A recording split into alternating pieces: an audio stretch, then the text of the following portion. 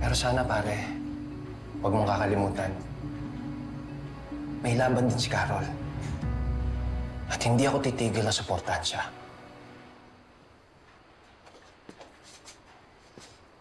Bakit nga ba?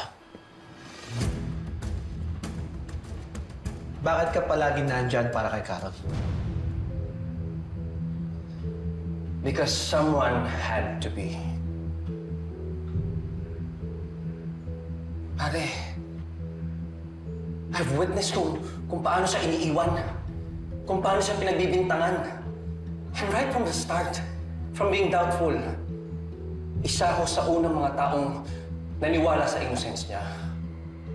At ngayon, nagtiwala na ako sa kanya.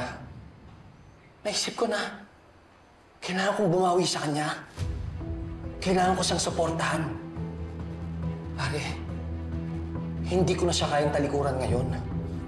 Lalo pa na lumabas na totoo pala ang sinasabi niya right from the start.